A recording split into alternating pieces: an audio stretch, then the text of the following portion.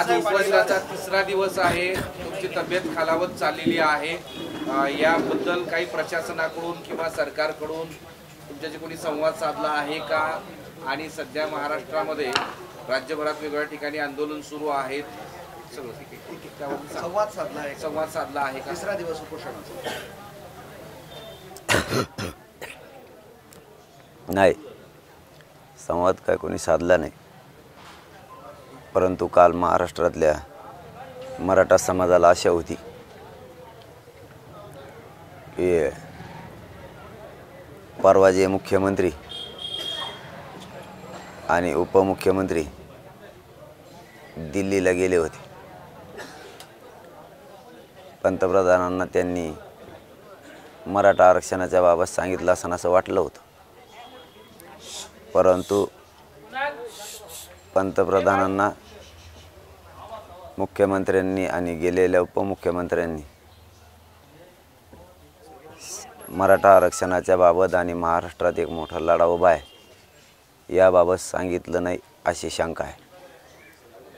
जर मुख्यमंत्र्यांनी आणि उपमुख्यमंत्र्यांनी पंतप्रधानांना दिल्लीला जाऊन आरक्षणाबाबत सांगितलं असेल तर मग पंतप्रधानच जाणून बुजून काल बोलले नाहीत का अशी पण शंका आहे. मुख्यमंत्र्यांनी आणि उपमुख्यमंत्री आणि पंतप्रधान काल पंतप्रधानांनी कसल्याही प्रकारचा मराठा आरक्षणाचा विषय घेतला नाही. याचा अर्थ असा होतो की त्यांना एकतर सांगितलं नाही आणि सांगितलं असेल तर त्यांनी जाणून बुजून हा विषय काल त्यांच्या बोलण्यात घेतला नाही. ही मराठ्यांमध्ये एक संभ्रम आहे आणि शंका पण आहे. पंतप्रधानांना आता गोरगरिबांची गरज राहिली नाही असं त्यातून महाराष्ट्रातली जनता आता अर्थ काढायला लागली. पंतप्रधानांनी काल विषय घ्यायला हवा होता, पण आता या दोन्ही बाजूच्या चर्चा सुरू आहेत. एकतर मुख्यमंत्र्यांनी आणि उपमुख्यमंत्र्यांनी जाणून बुजून पंतप्रधानांना सांगितलं नाही, किंवा मुख्यमंत्र्यांनी आणि उपमुख्यमंत्र्यांनी पंतप्रधानांना सांगितलं आहे पण पंतप्रधानांनी जाणून बुजून मराठा आरक्षणाचा विषय काल घेतला नाही.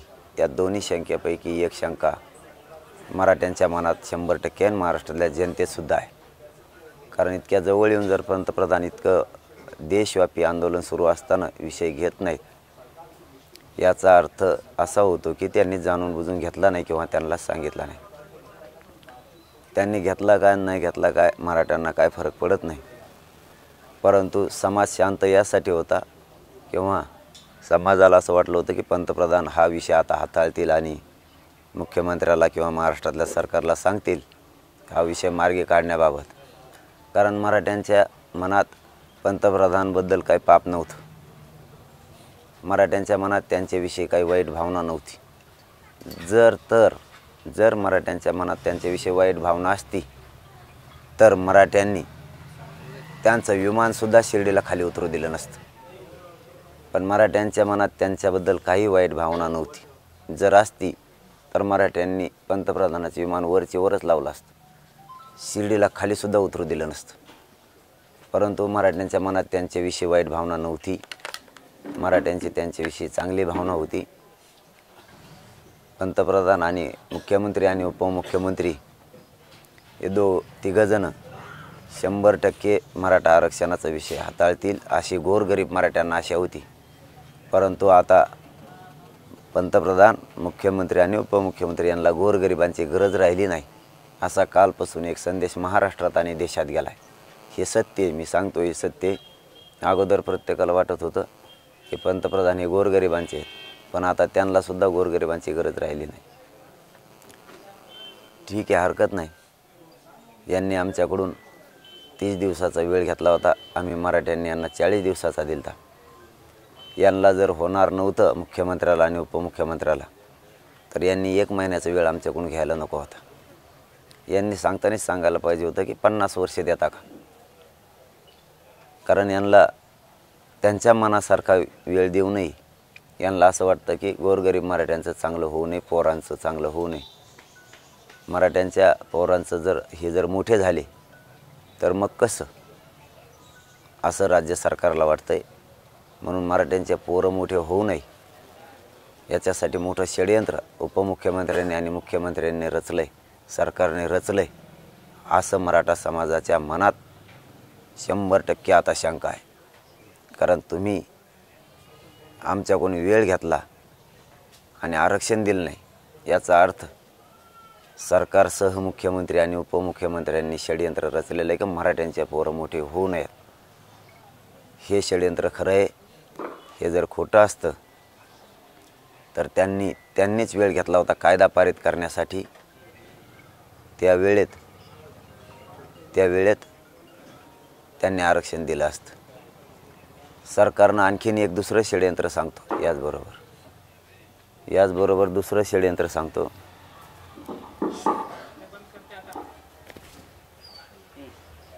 दुसरं षडयंत्र असं, मुख्यमंत्री उपमुख्यमंत्री यांच्या वतीनं सरकारच्या वतीनं गिरीश महाजन साहेब इथं आले होते. त्यांनी असं सांगितलं होतं 4 दिवसात कायदा पारित होणार नाही. कायदा पारित करण्यासाठी आधार लागतो आणि आम्हाला थोडेसे दस्तऐवज जमा करू द्या. आम्ही 1 महिन्याच्या आत कायदा पारित करतो. 4 दिवसात तुमच्या म्हणण्याप्रमाणे जर कायदा पारित केला तर कायदा चॅलेंज होईल. आम्हाला परत लोक नाव ठेवतील. 1 महिन्याचा फक्त वेळ द्या. फक्त 1 महिन्याचा वेळ द्या, जास्त देऊ नका. आम्ही 1 महिन्यात कायदा पारित करून तुमच्या मागणीप्रमाणे टिकणार आरक्षण तुम्हाला देतो. मग दुसरं षडयंत्र असं वाटतंय की तुम्हाला 1 महिन्याचा आम्ही वेळ दिला, जास्तीचं मराठ्यांनी 10 दिवस दिले, 1.25 महिन्यापेक्षा जास्त वेळ तुम्हाला दिला. मग 5,000 पुरावे समितीला मिळालेत आणि आता नवीनसुद्धा पुन्हा 5,000 मिळालेत. 10,000 पानाचा पुरावा असतानाही तुम्ही महाराष्ट्रातल्या मराठा समाजाला सरसकट कुणबी प्रमाणपत्र देण्याचा कायदा पारित करून मराठा समाजाचा ओबीसीमध्ये समावेश का करत नाहीत? याचा अर्थ पुरावे असूनही तुम्ही मराठा समाजाच्या पोरांचं करिअर बर्बाद व्हायला पाहिजे, त्यांचं करिअर, त्यांचं आयुष्य उद्ध्वस्त झालं पाहिजे, म्हणूनच पुरावे असूनही तुम्ही मराठ्यांना आरक्षण देत नाहीत. याचा अर्थ असा होतो सगळ्या बाजू आता तुमच्या अंगलोट आल्यामुळं, कारण वेळ तुम्ही घेतला, ती अंगलोट तुमच्या बाजू आली सरकारच्याच. पुरावे मिळालेत, आता मराठ्यांना आरक्षण दिलं पाहिजे, तुम्ही देत नाहीत म्हणून तीही तुमच्याच अंगलोट बाजू आली. तुमच्याकडं आता तुम्हाला नाक नसल्यासारखं झालं आहे. तुम्हाला आता नाक नसल्यासारखं झालं आहे. मराठ्यांनी सगळ्या इच्छा तुमच्या पुऱ्या केलेल्या आहेत. तुम्ही मागाल ते मराठ्यांनी दिलेले आहे. तुम्ही पुरावे मागितले, 5,000 पुरावे तुमच्या समितीला सापडेत. 5,000 पुरावे हे आमच्या खाजगी अभ्यासकांना तुम्हाला सापडून दिलेत. 10,000 पुरावे झाले. आणि जे समितीने काय 2-3 कोटी काय दस्तावेज तपासलेत, त्याच्यात नेमकं काय हे तुम्ही सांगितलं नाही आम्हाला. आणखी त्याच्यात नेमकं काय हे तुम्ही आम्हाला सांगितलं नाही. त्याच्यात शेती आहे, कुळंबी आहे, कुणबी आहे, असे उल्लेखसुद्धा आहेत. तुम्हाला आम्ही सांगितलं होतं की 1967च्या पुढचे पुरावे शोधू नका. 1805 ते 1967पर्यंत शोभा. त्यांच्या म्हणण्याप्रमाणे बॉम्बे गॅजेटियरमध्ये सुद्धा मराठा आणि कुणबी एक असल्याचे पुरावे, असे हजारो पुरावे आहेत. तरी तुम्ही आरक्षण देत नाहीत. याचा अर्थ तुमचं षडयंत्र आहे की मराठ्यांना आरक्षण द्यायचं नाही. पुरावे सापडले तरी द्यायचे नाही. मराठा समाज मागास सिद्ध झाला तरी द्यायचं. मराठ्यांचे पोरं मोठे झालेच नाही पाहिजे असं षडयंत्र तुमचं दिसतंय. पण मराठे आरक्षण घेणार आहेत. तुम्ही कसे आरक्षण देत नाहीत हे सुद्धा मराठे बघणार आहे. तुम्हाला सुट्टी नाही. तुम्हाला वाटत असताना मला निवांत झोप येते. तुमचे पुढच्या 2-4 दिवसात झोपसुद्धा उडणार आहे. तुम्हाला मराठी झोपू देणार नाहीत, कारण सगळे पुरावे आहेत तुमच्याकडं, तरी तुम्ही दिले नाहीत. आता याच्या पलीकडचा तिसरा मुद्दा सांगतो. 2 महत्त्वाचे सांगितले, हे मराठा समाजानं समजून घेतले, सरकार समजून घेईल 1-2 दिवसाच्या आत. पुराव्याची काहीच गरज नाही. 1967ला ज्या ज्या जातीला आरक्षण दिलं त्या जातीचे व्यवसाय आणि आमचे व्यवसाय एकच. 1967ला ज्यांना आरक्षण दिले त्यांना व्यवसायावर आधारित दिले. त्यांचा आणि आमचा व्यवसाय एकच. त्या कायद्याच्या आधारावर शासन निर्णय करून मराठ्यांना ओबीसीमध्ये मराठ्यांचा समावेश करून मराठ्यांना कुणबी प्रमाणपत्र दिले जाऊ शकते. 2, विदर्भातल्या मराठ्यांचा आणि आमचा एकच व्यवसाय. ओबीसी बांधवांचा, माळी बांधवांचा आणि आमचा व्यवसाय एकच. त्यांनाही व्यवसायाच्या आधारावर आरक्षण दिले. कुठलाही कागदपत्र घेतलेले नाहीत, कोणताही दस्तावेज जमा केलेला नाही, कोणतेही पुरावे जमा केलेले नाहीत. मग त्यांचा आणि आमचा व्यवसाय पण एकच. जातीवर आधारित व्यवसाय निर्माण झालेले आहेत, व्यवसायावर आधारित जाती निर्माण झालेल्या आहेत, तर मग आम्हाला दिलं पाहिजे. आता तुम्हाला चौथा मुद्दा सांगतो. एकही पुरावा सापडला, फक्त एक. पुराव्याची तर गरजच नाही आरक्षण देताना, कारण बाकीच्यांना पुरावे घेऊन दिलेलंच नाही. पण तरी पाहिजे असेल तर महाराष्ट्रातल्या कोणत्याही कोपऱ्यात मराठा आणि कुणबी एक असल्याचा पुरावा आणि कुणबीचा आणि मराठ्यांचा एकच व्यवसाय असलेलाचा पुरावा जरी सापडला तरीही महाराष्ट्रातल्या सरसकट मराठ्यांना आरक्षण देता येतं. 5,000 पुराव्याची सुद्धा गरज नाही. 5वा मुद्दा, पंजाबराव देशमुख साहेबांनी ज्या आधारे आरक्षण विदर्भातल्या मराठ्यांना दिलं तोच आधार घेऊन किंवा त्याच कायद्यात मराठ्यांचा महाराष्ट्रातल्या समावेश करून मराठा समाजाला आरक्षण देता येतं. त्यांनी ज्या आधारावर दिले त्या आधारावर महाराष्ट्रातल्या मराठा समाजाला देता येतं. लयच झालं तर तुम्ही मराठ्यांचा बॉन्डवर शपथपत्र करून घेऊ शकता. त्याला 7 बारे जोडूनसुद्धा मराठ्यांना आरक्षण देऊ शकता. कशाचीच आवश्यकता नाही, पुराव्याचे सुद्धा नाही. पण 100% आता असा उलगडा व्हायला लागला आहे. मुख्यमंत्री, दोन्ही उपमुख्यमंत्री, सरकार यांचं 100% षडयंत्र आहे. आता बोलायला जागा नाही, पुरावे मिळालेत, वेळ दिला, आता बोलायलाच जागा नाही. काय करायचं तर त्यांचं सगळ्यांचं मिळून असं षडयंत्र दिसतंय. मराठ्यांना आरक्षण द्यायचं नाही, मराठ्यांचे पोरं मोठे झाले नाही पाहिजे. हे 100% सत्य आहे. तुम्ही षडयंत्र असं म्हणताय, का षडयंत्र रचलाय? कारण तुम्हाला तुमचा जीव घ्यायचा आहे का? राज्यात गावागावामध्ये आंदोलन सुरू आहे, ते आंदोलन वाढवून कायदा सुव्यवस्था बिघडवायचं आहे? काय षडयंत्र वाटतं? षडयंत्र वाटण्याचं कारण असं आहे, त्यांनी 30 दिवसाचा वेळ मागितला होता, आम्ही 4 दिवसाचा लिहिला. त्या 30 दिवसात त्यांना 5,000 पुरावे मिळाले.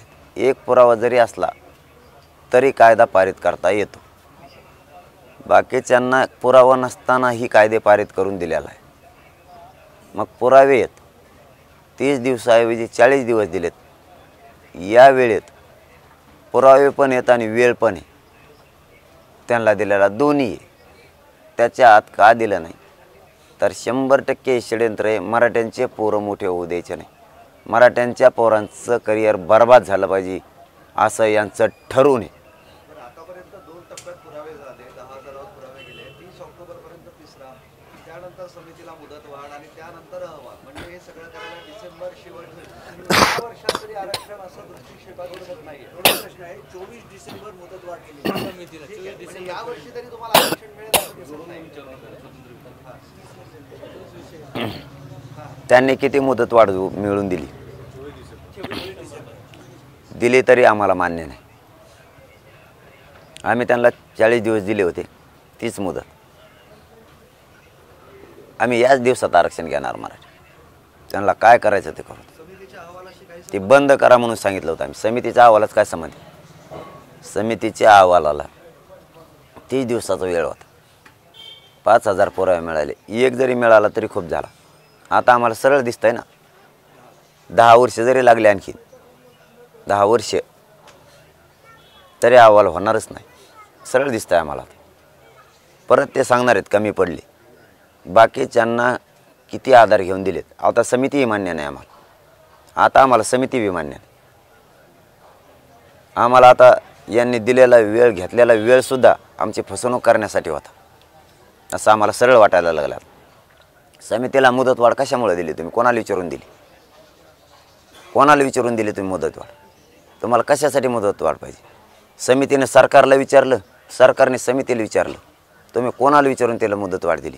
तुम्ही तिला 50 वर्ष मुदतवाढ देताल.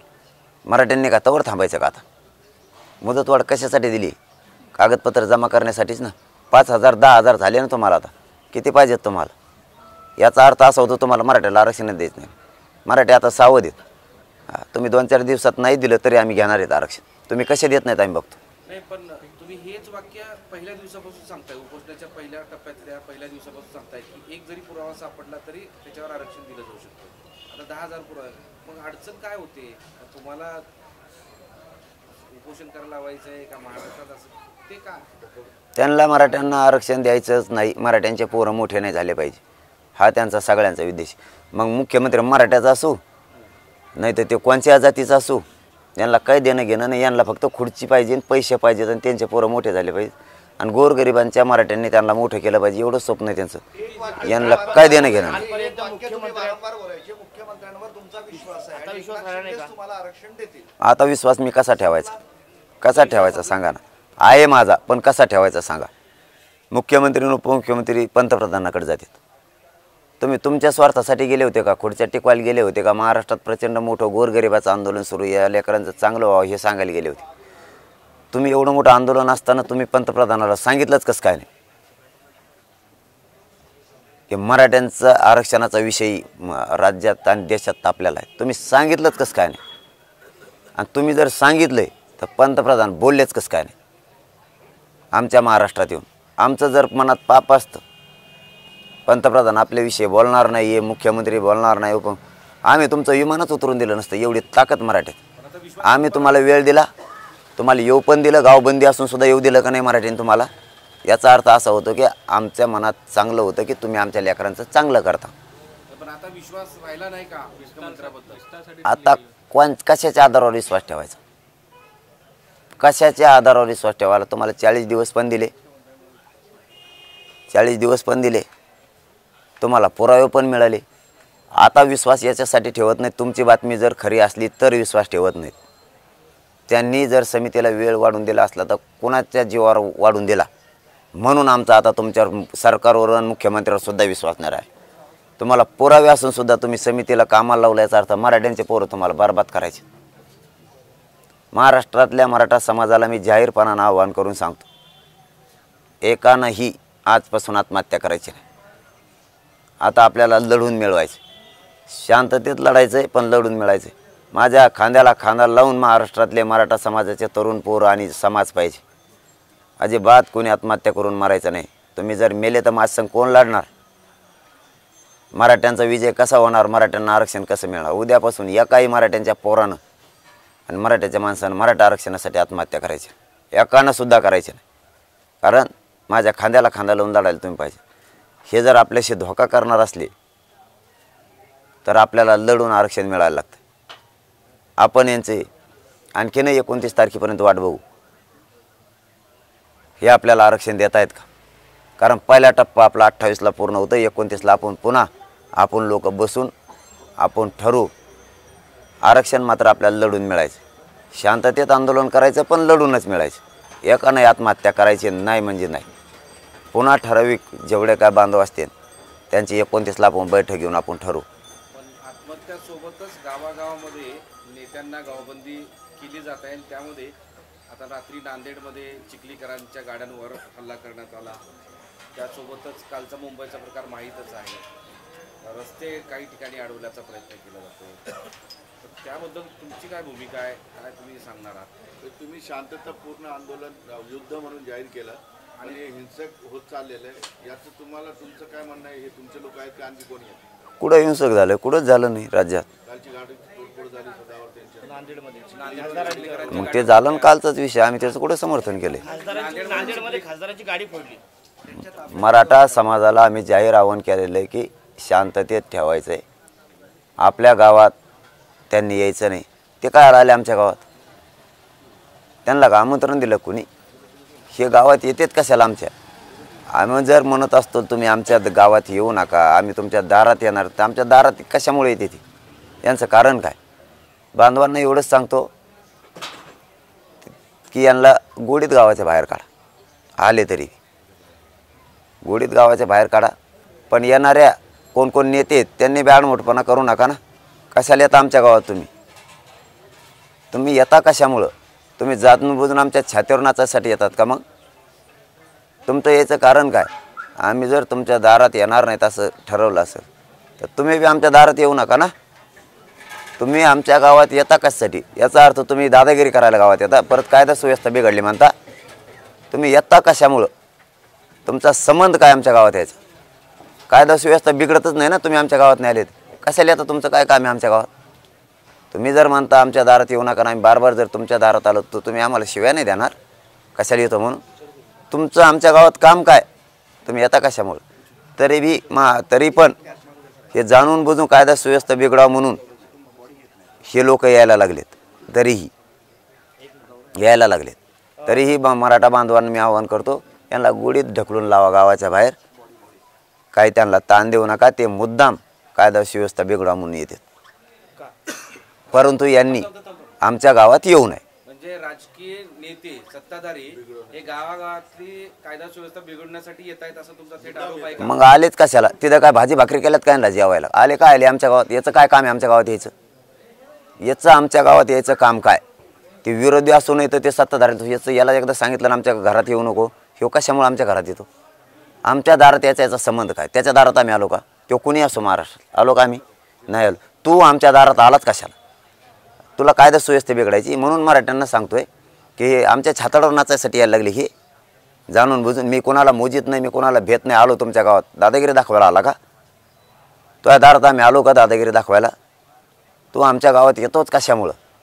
तरीही मराठ्यांना सांगतो, आले तरी यांना गोडीत बाहेर काढा. हां, तो दादागिरी जरी आला तरी गोडीत बाहेर काढायला. ते मुद्दाम करणारे. मग मराठ्यांना तुम्ही खवळून घेऊ नका ना. तुमची गाडी फुटणार नाही, तुमची काचं फुटणार नाही. तू येतो का याला? तुझ्याजवळ माझा येऊन पैसा झालेला आहे, त्यामुळे तुला गाड्या झाल्या फुटल्या तरी काय वाटत नाही. तुला कायदा सुव्यवस्था बिघडा वाटते. तुला सरकारने सुपारी दिली का बळच गावात जा म्हणायला? तो गावात जातो कशाला रे? तो घरी झोप ना तिकडं गपचिप तुपल्या. काय आले तो आमच्या तिकडं? आमच्या लेकरांचं वाटोळं करायला येतो का तू? म्हणजे यांनी हरामखोरपणा लावला आहे मुद्दा. हां, माझ्या तोंडात असं कधी येत नाही. आमच्या लेकरा बाळांचे वाटोळं करायसाठी तुम्ही आमच्या गावात येता का? कशासाठी येता तुम्ही? काय संबंध तुमचं आमच्या गावात यायचा? तुमचं पोट भरलं नाही का आणखीन आमच्या पोरांचं इतकं वाटोळं झालं तरी जाणून बुजून आमच्या गावात येतात. तुम्ही सगळेजण तिकडे जा ना, मारा ना तिकडे सगळेजण. त्या मंत्रालयात जाऊन तिथं आवाज उठवा ना सगळेजण. तुम्हाला तिथं जाऊन आवाज उठवता येत नाही की इकडे आमच्या गावात कशासाठी येता तुम्ही? काय काम आहे तुमचं आमच्या गावात?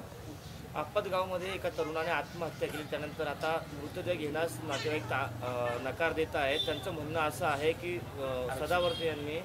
सदावर्ते यांनी जो वक्तव्य केला त्या वक्तव्याच्या धक्क्यातून त्यांनी आत्महत्या केलेली आहे. सदावर्ती जोपर्यंत गुन्हा दाखल होत नाही तोपर्यंत आम्ही मृतदेह ताब्यात घेणार नाही.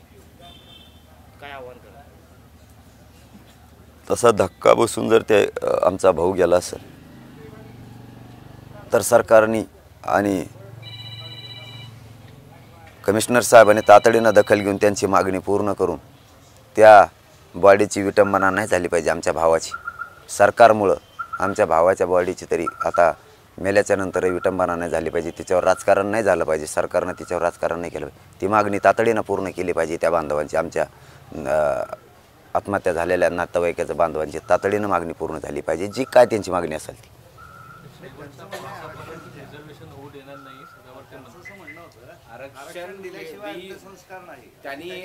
मग द्या ना म्हणा आरक्षण लवकर. पाठदिशी द्या ना. किती खून करता आमचे? सरकार खून करायला लागले आमच्या पोरांचे.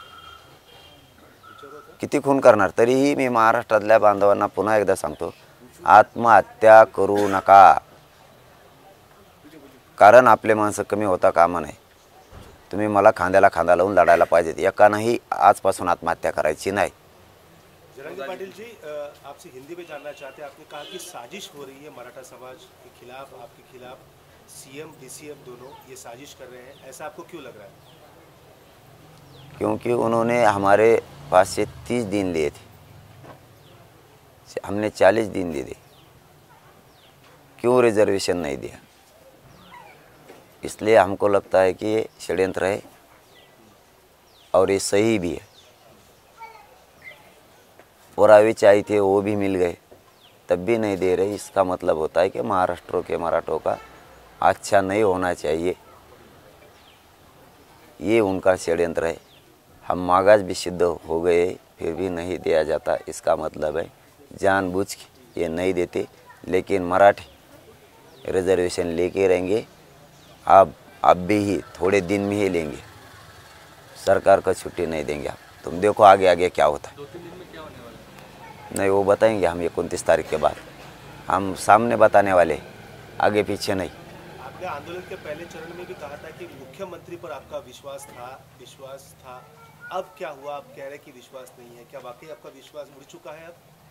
उन्होंने समिति को टाइम बढ़ा के क्यों दिया, किसको पूछ के दिया? पुरावे है तब भी रिजर्वेशन क्यों नहीं दिया? पुरावे की ज़रूरत नहीं है तो भी मराठों को आरक्षण क्यों नहीं दिया? उन्होंने ये जो मुख्यमंत्री और उप मुख्यमंत्री गए थे, श्रद्धेय साहब है, वो बहुत बड़ा पदवी है उनके पास, वो भी गए थे।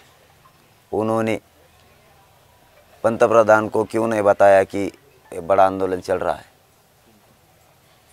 बताया है तो पंतप्रधान ने क्यों कल बोला नहीं? मराठों को बुरा करने के लिए ये सब टीम जुड़ गई है, लेकिन मराठी सब षड्यंत्र तोड़ के आरक्षण मिल के दिखाएंगे थोड़े दिन में। नेताओं के प्रवेश पर बंदी लगाई गई है, करीब करीब बताया जा रहा है 2 से 2.5 हज़ार गाँव मराठवाड़ा में है। कल सांसद प्रतापराव चिखलीकर की गाड़ी पर भी मराठा समाज द्वारा हमला किया गया, क्या कहेंगे? ये सब हत्या का राष्ट्रपति का काय को गया मग हमारे गांव में, घर में झोंपने का कब चिपता? हमारे गांव में काय अलग है, डोके को तान दे रहा है वो बचूगा। वो तो हमने बोला ना हमारे गांव में मत आए, आने का नहीं ना, तुम्हें आमच्या काड्या लावाय को आते ना। सरकार ने सुपारी दी ना आपको कि जाके कायदा सुव्यवस्था बिगाड़ दो, तुम क्यों आते? मत आओ ना, आरक्षण लेगा। तुम्हारा जगह कौन सी है?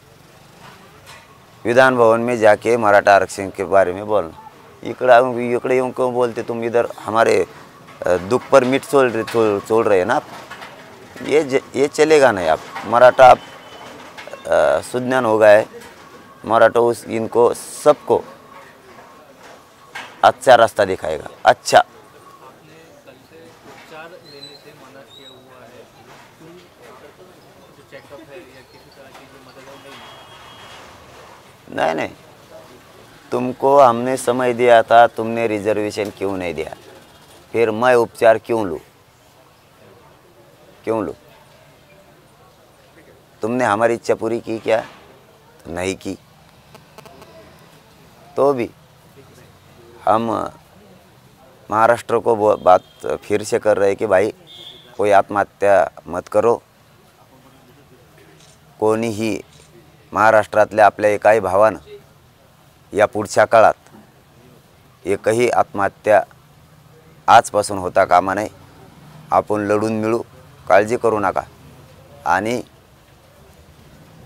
माझ्या खांद्याला खांदा लावून आपण आरक्षणाच्या लढाईत सहभागी व्हा। गावागावात आपला पहिला टप्पा सुरू आहे। जर कोणी नेता आपल्या गावात आला तर त्याला प्रेमात बाहेर काढा,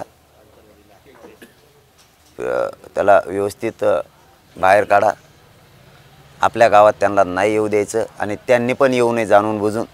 त्यांच्या सरकारच्या मुख्यमंत्र्यांना, उपमुख्यमंत्र्यांना आणि विरोधी पक्षाच्या नेत्यांना सुद्धा सांगतो जाहीरपणाने, तुमच्या नेत्यांना आमच्या दारात येऊ नका म्हणून जाहीर सांगा आणि तुम्ही पण येऊ नका। जरा थोडे दिवस आराम करा ना, जपान जरा घरी का दम निघा नका तुम्हाला। काय आमच्या गावात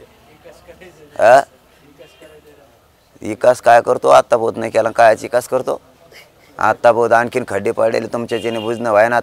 शेतकऱ्यांचा 1 रुपयात पीक विमा काढा, एकाला बी 1 रुपया त्यांच्या खात्यावर. काय विकास करतो रे काय याचा विकास?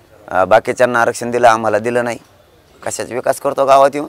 आपका अनशन का तीसरा दिन है, तबीयत लगातार आपकी खराब होती जा रही है, आप मेडिकल सहायता भी नहीं ले रहे हैं, क्या कहें? नहीं वो आरक्षण दे दो बोला, मैं समय दिया तो भी उन्होंने नहीं दिया, तो उपचार घे के करतो काय? आरक्षण ही उपचार मेरे ऊपर है, वो दे दे उपचार. वो डॉक्टर को नहीं समझता, परत वो बोलेगा किडनी गया दूसरा गया. ये काय डॉक्टर पाठीते तो बिना कारण वो चलेगा नहीं बहाना. हे देखो बहाना चलेगा नाही. आता जाहीरपणानं पुन्हा सांगतो, मुख्यमंत्री काय 2-4 उपमुख्यमंत्री असतील ते सगळे मिळून, सगळे मंत्री, विरोधी पक्ष नेते, आमच्या गावात तुम्ही येऊ नका, आम्ही तुमच्या दारात येत नाही. तुम्ही आमच्या दारात येणं म्हणजे तुम्ही जाणून बुजून आमच्या लेकरांचं वाटोळं करायसाठी यायला लागला. सत्ताधाऱ्यासह विरोधी पक्षांचे सगळे नेते तुम्ही आपलं तिकडं विधानसभेत जाण, तिथं मराठा आरक्षण मिळावं यासाठी आवाज उठवा. त्यांना तातडीनं अधिवेशन भरायला लावा, बरोबर का? तातडीनं उद्याची उद्या या 2 दिवसात नवीन अधिवेशन 1 दिवसाचं बोलून भरून मराठ्यांना आरक्षण द्यायला लावा. सगळ्या पक्षाचे आमदार, खासदार, माजी आमदार जेवढे काय नमुने असतील तेवढे तिथं आमच्यासाठी जा. आम्ही तुम्हाला डोक्यावर घेऊन नाचू ना. आणि तिथं आवाज उठवा, अधिवेशन भरायला लावा आणि मराठ्यांना आरक्षण द्यायला लावा. भरा 1 दिवस. सगळे जर मंत्री, आमदार मंत्री उठले सगळ्या पक्षाचे म्हणले 1 दिवसाचं अधिवेशन उद्या सकाळी घ्या, तर उद्या सकाळी अधिवेशन सुरू होऊन इकडं काय आलं तर आमच्या गावात इकडं काय अधिवेशन भरायचं काय? आम्ही इकडे येऊन देणार नाही तुम्हाला. इकडं काय तुमचं? आणि मराठ्यांनाही सांगतो यंदा शांततेत ढकलून लावा. आपल्याजवळ लय कला आहेत ना, मराठा बांधवांना आवाहन करतो, आपल्याजवळ किती कला आहेत, आपल्याजवळ लय डाव आहेत. त्या पद्धतीने हळूहळू यांना बाहेर लावा. ते मुद्दाम आपल्या पोरांना आरक्षण मिळू नाही म्हणून ते डाव टाकतात. त्यांचा डाव यशस्वी होऊ देऊ नका. आणि कोणी कणू बी नका नेत्याला. आमची गाडी फोडून काय जातो मग गावात आमच्या? तिकडं राह तुपल्या, तिकडं जाऊ नको आमच्या गावात. आणि मराठा बांधवांनी प्रेमाने यांना ढकलून लावा. आत्महत्या उद्या आजपासून कुणी करायचे नाही. माझ्यासोबत राहा. तुम्ही धन तिसरा दिवस आहे तुमची आता तब्येत. तुम्ही आता बोलताना असं म्हणाले की गावागावात येण्यापेक्षा विशेष अधिवेशन भरवा आणि आरक्षणाचा मुद्दा निकाली लावा असं म्हणतात.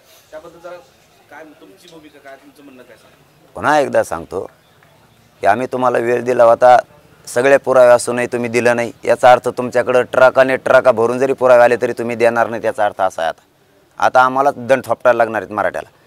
सगळ्या पक्षाचे आमदार, खासदार, मंत्री, संत्री कोण कोण आहे त्यांनी सगळ्यांनी एकत्र या.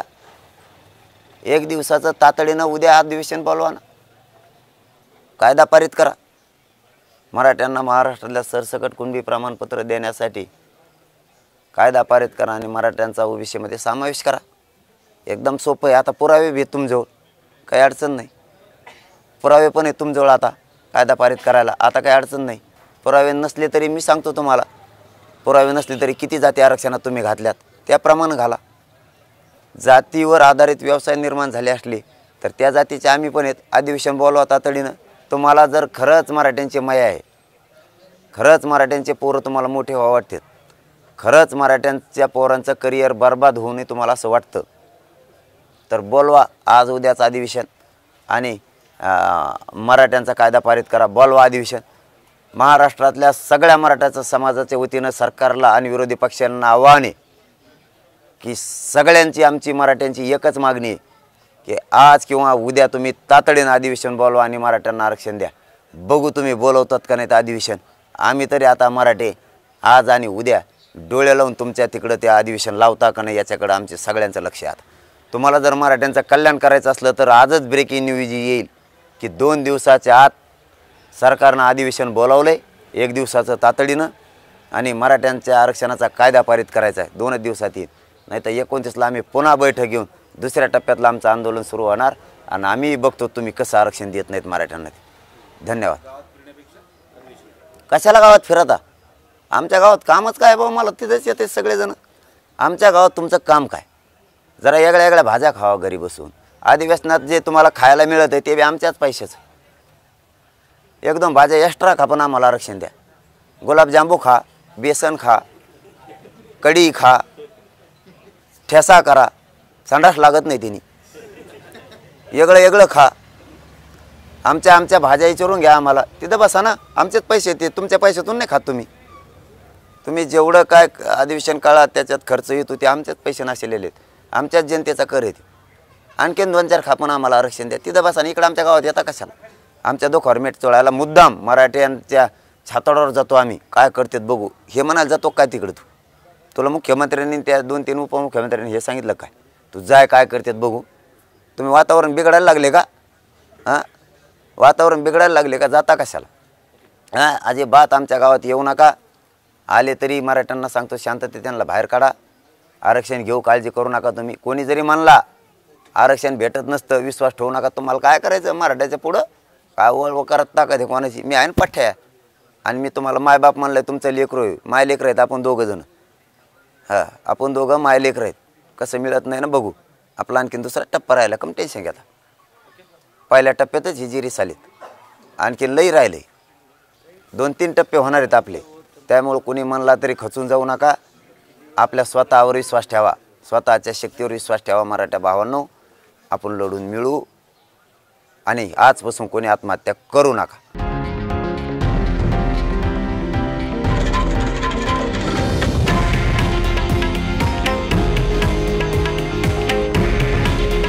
हे आहे देशातील नंबर 1 न्यूज नेटवर्क आणि आपण पाहत आहात TV9 मराठी. काळजी तुमची, हित महाराष्ट्राचं.